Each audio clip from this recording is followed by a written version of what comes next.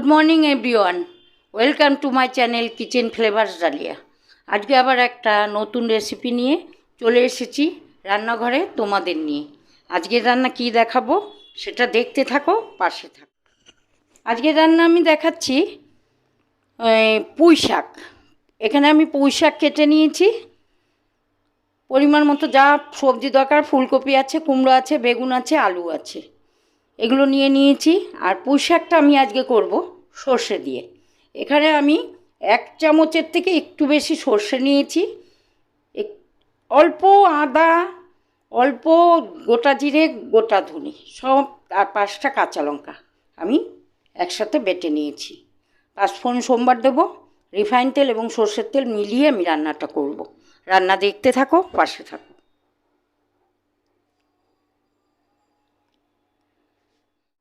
একটু সাদা তেল দিয়ে দিলাম, সর্ষের তেল দিয়ে দিলাম, একটু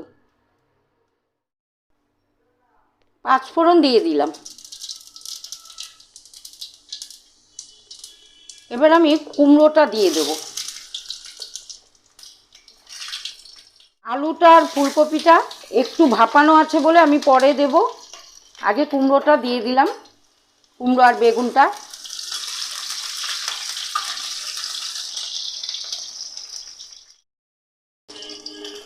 একটু ঢেকে দিচ্ছি।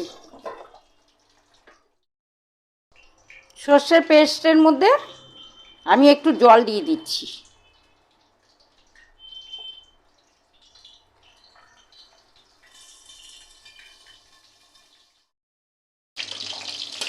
বেগুনটাকে কিন্তু আমি তুলে নেব, বেগুনটা আগে দেব না, তাহলে বেগুনটা গলে যাবে।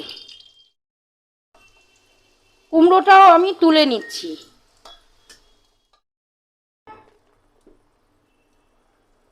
দিয়ে দিচ্ছি ফুলকপিটা,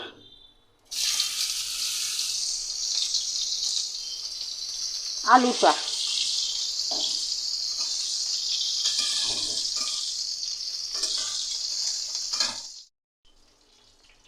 ঢাকনা তুলে নিলাম।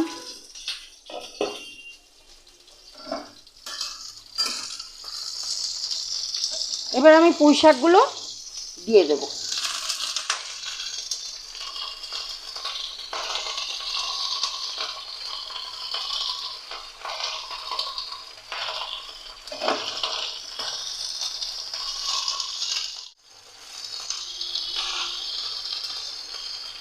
পুঁই শাক কিন্তু যেমন চিংড়ি মাছ দিয়ে সব কিছু দিয়ে, মানে চিংড়ি মাছ, মাছের মাথা দিয়ে ছেঁচড়া, চিংড়ি মাছ দিয়ে পুঁই শাক খুব ভালো লাগে, তেমনি আবার সর্ষে বাটা দিয়েও চিংড়ি মাছ, এই পুঁই শাক কিন্তু খুব ভালো হয়। যারা করোনি তারা করে দেখো, সর্ষে দিয়ে খুব ভালো হয়। পরিমাণ মতো লবণ দিয়ে দিচ্ছি।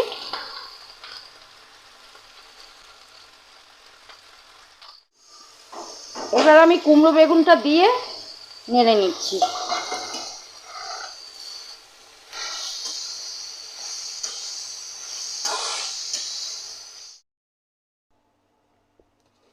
ঢাকনাটা তুলে নিলাম।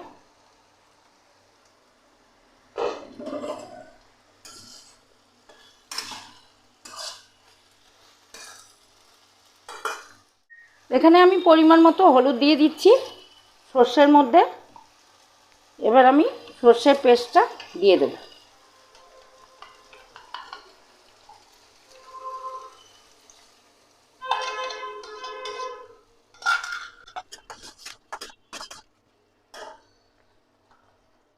দিয়ে দিচ্ছি স্বাদ মতো চিনি।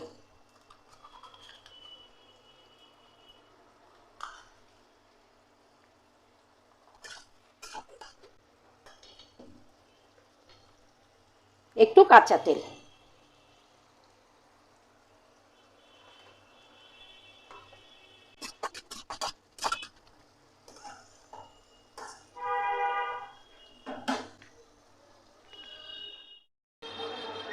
এই ছিল আজকে আমার পুঁই শাকের রেসিপি, সর্ষে বাটা দিয়ে।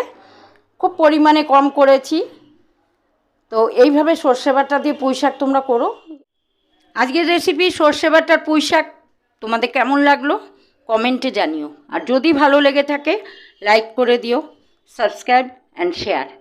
আর যারা আমার চ্যানেলে নতুন তারা আমার চ্যানেল দেখতে হলে, আমার রেসিপি দেখতে হলে বেল আইকনটা টিপে দেবে, সাবস্ক্রাইব করে দেবে, সবার আগে তোমাদের কাছে নোটিফিকেশান চলে যাবে।